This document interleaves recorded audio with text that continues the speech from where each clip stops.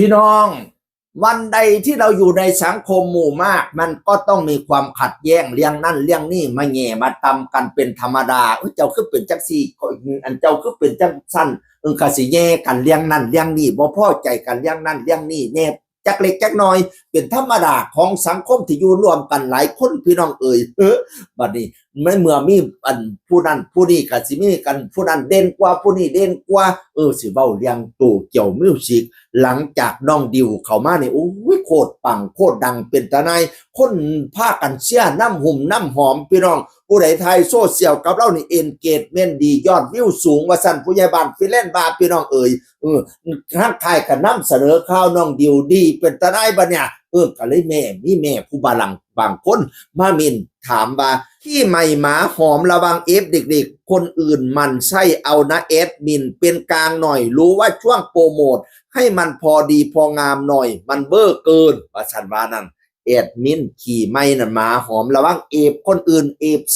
ศิลปินผู้อื่นเขาสิเมนเอาเด้เป็นกลางแน่เป็นกลางแน่ว่าฉันว่านั่นน่ะอย่าโพสแต่เรื่องผู้เดียวหลายประมาณว่าแอดมินค่ายว่าเป็นหยังคือโพสตั้งแต่เรื่องน้องดิวแท้ปะนะว่านั่นน่ะอีกผู้นึงก็มาเขียนมาวันนี้น้องยูริไม่มาเหรอไม่เห็นถ่ายน้องลงเลยว่าสันวานั่นน่ะนี่แม่ผู้นึงถามหาน้องยูริไปไหนก็บ่เห็นถ่ายน้องยูริลงแน่ว่าสันวานั่นน่ะอีกคนนึงมาว่าต่อบัดนี้น่ะที่เคยติดตามมานี่แม่น้องยูริเรื่องเยอะที่สุดอะไรก็ไม่ได้ต้องยูริคนเดียวใจแคบมากว่าสันวานั่นน่ะเพ่งเลี้ยงไปที่แม่น้องยูริป่ะแม่น้องยูริคือเป็นคนใจแคบแท้อันใดก็เสียแต่น้องยูริผู้เดียวตีเปิดโอกาสให้ผู้อื่นเน็บยางมาสั่นมานั่นน่ะก่อนหน้านี่มันก็มีข่าวด่ามากเกี่ยวกับแม่ดอกรักดวงมาลาตอนนั้นเนาะว่าแม่ดอกรักดวงมาลาร้องเพลงหลายโพดให้น้องยูริร้องน้อยเดียวนึงทั้งที่น้องยูริเป็น The Top of Tokyo Music มันคุณแม่ดอกรักมันร้องทั้งหลายกระดอกกระเดียตอนนั้นก็มีดราม่าพี่น้องจนผู้ใหญ่บ้านฟินแลนด์บอกว่าฮักทุกคนอะไรทำไมเราก็มาเคลียร์ดราม่าตอนนั้นพี่น้องวันนี้คนนี้ก็เลยมาบอกว่าที่ติดตามมาแม่น้องยูริเยอะที่สุดใจแคบที่สุดประสันว่าทั้งฟังแม่น้องยูริกับพ่อใจแล้วเนาะเมื่อวานกลุ่มเล่าใจแคบ